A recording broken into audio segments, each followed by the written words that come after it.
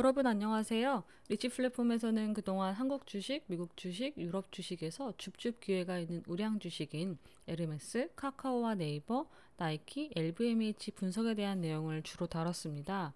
오늘은 새로 시장에 들어오는 성장주를 소개해 드리려고 합니다.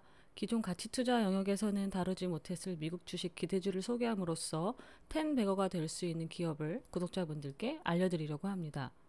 주인공은 바로 아마존이 7억 달러를 투자한 넥스트 테슬라, 리비안입니다. 제가 리비안을 첫 기대주로 선택한 이유는 총 3가지입니다. 첫 번째는 바로 역사상 첫 1000조원 기업인 테슬라를 이을 차세대 EV 기대주라는 점입니다. 특히 리비안에서 처음 나오는 2가지 모델은 SUV와 픽업 트럭인데요. 이는 미국 자동차 시장 점유율에서 70% 이상을 차지하는 이미 파이 자체가 매우 큰 시장입니다. 그렇기 때문에 제 생각에는 향후 테슬라 이후의 EV 시장을 리딩할 기업은 EV SUV와 픽업 트럭 시장을 잡는 기업이라고 판단하고 있습니다. 두 번째 이유는 아마존이라는 거대한 투자자 그리고 안정적인 수요자를 이미 확보했다는 점입니다. 아마존은 리비안에 10만 대를 선주문했고 아마존 프라임 밴으로 지속적으로 활용할 계획입니다. 참고로 리비안은 아마존 밴 이름을 리비안 커머셜 비클, 즉 RCV라는 브랜드명을 붙였고 해당 브랜드명에 대해 상표권을 출원했습니다. 마지막은 상장도 하기 전에 모집한 투자액이 105억 달러였고 상장 후 일주일 만에 11월 16일 기준 시총은 1,400억 달러, 하나로 약 173조, 글로벌 자동차 기업 중 3위의 기업이 되었습니다. 리비안의 글로벌 자동차 시총 3위라는 순위가 정말 대단한 것은 굴지의 자동차 업체인 폭스바겐, GM, 포드 등을 모두 밀어낸 순위이기 때문입니다. 아직 차 한 대 팔리지 않은 기업인데 1조 달러인 테슬라, 3,060억 달러인 도요타에 이어 3위라는 순위는 정말 대단한 것입니다. 그만큼 시장에서 이미 인정하는 EV 기업이라는 점을 잘 보여준다고 생각합니다. 그럼 리비안에 대해 더 자세히 알아보겠습니다. 리비안은 2008년에 MIT 공대 박사 출신인 로버트 스카린즈가 설립하였습니다. 본사는 캘리포니아 얼바인에 위치해 있고 공장은 일리노이주 노몰에 있습니다. 과거 미쓰비시 공장이었던 것을 인수하였습니다. 직원 수는 6,300여 명으로 알려져 있고 주요 제품 모델은 총 2개입니다. R1T라고 불리는 EV 픽업 트럭, R1S라고 불리는 EV SUV입니다. 현재는 일리노이주 노물 공장에서 연 15만 대의 차량을 생산할 수 있습니다. 향후 이 공장을 설립하여 총 40만 대 생산 능력을 갖출 예정입니다. 이에 상장 자금의 주요 활용처는 이 공장 설립이라고 생각하시면 됩니다. 이 공장의 위치는 텍사스주 포트워스시가 될 것 같습니다. 포트워스시는 리비안 공장 설립 관련 최대 4억 4천만 달러의 보조금과 5년간 최대 125만 달러의 세금 감면 등의 혜택을 리비안에게 약속했습니다. 리비안은 현재 총 15만 대의 선주문을 이미 받았습니다. 앞서 말씀드린 아마존 밴 10만 대와 미국 및 캐나다에서 받은 일반 주문 약 5만 대를 합친 수치입니다. 리비안은 2023년 말까지 전기차 생산 능력 확충, 자체 배터리 생산, 그리고 충전 네트워크 구축에 약 9조 5천억 원을 투자할 예정으로 알려져 있습니다. 이제 리비안의 메인 제품을 살펴볼까요? 첫 번째는 R1T라고 불리는 5인승 전기 픽업 트럭입니다. 주행거리는 314마일, 약 505km 정도 되고요. 가격은 67,500달러부터 시작됩니다. 파워트레인으로 쿼드 모터, 제로백은 3초, 견인 능력은 최대 11,000파운드까지 가능합니다. 트림은 총 3개 에디션입니다. 런치 에디션은 올해 말부터 딜리버리 예정이고 어드벤처와 익스플로러 패키지는 22년 배송 예정입니다. 두 번째 모델은 R1S라고 불리는 EV SUV입니다. 주행거리는 316마일, 약 507km 정도 되고 가격은 75,500달러부터 시작입니다. 파워트레인은 쿼드모터이고 제로백은 3초, R1T와 동일하다고 생각하시면 됩니다. 트림도 픽업 트럭과 같이 총 3개입니다. 런치 에디션은 딜리버리가 시작되었고 나머지 패키지는 22년 1월부터 배송 시작이라고 합니다. 제가 리비안 성장 측면에서 가장 눈여겨보고 있는 것이 바로 아마존과의 협업입니다.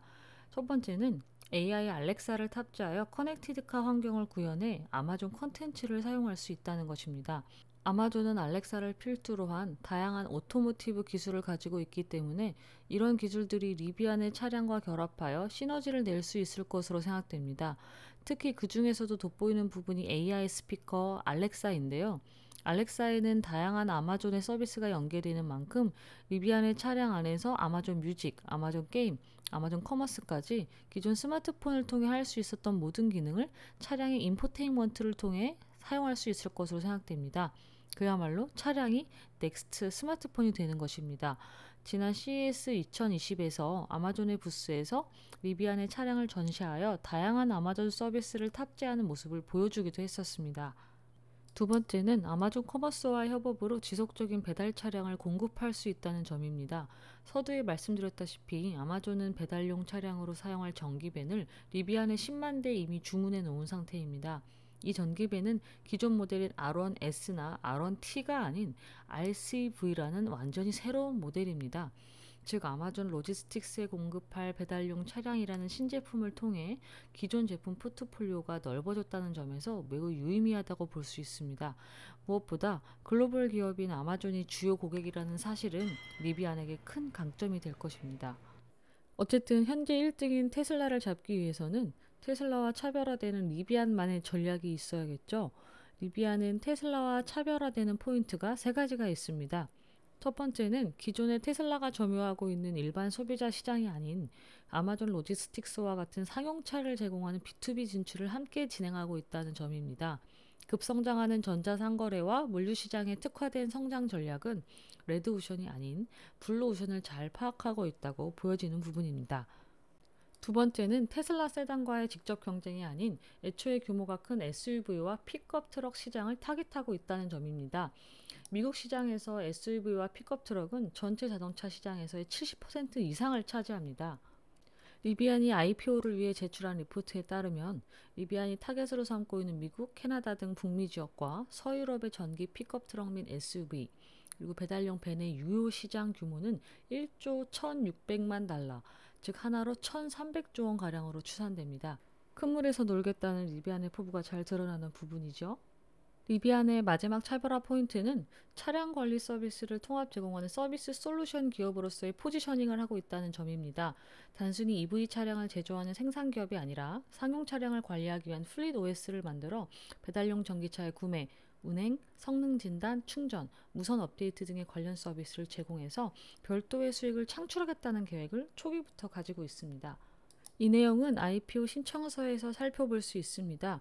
We enable our diverse offering of highly differentiated products and service as well as our digital-first direct-to-consumer journey entirely through our vertically integrated ecosystem.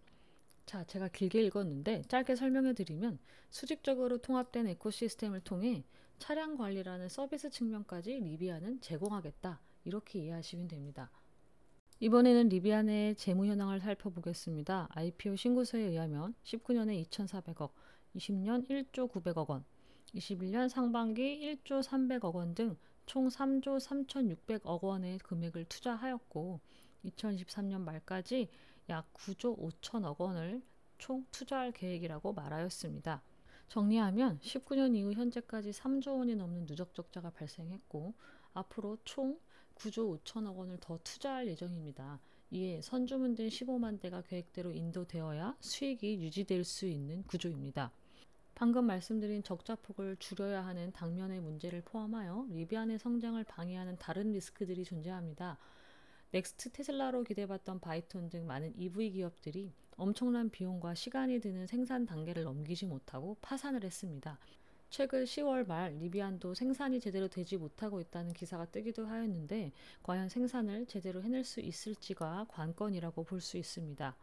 또한 든든한 투자자이자 수요자가 아마존밖에 없다는 것이 리스크로 작용할 수 있습니다.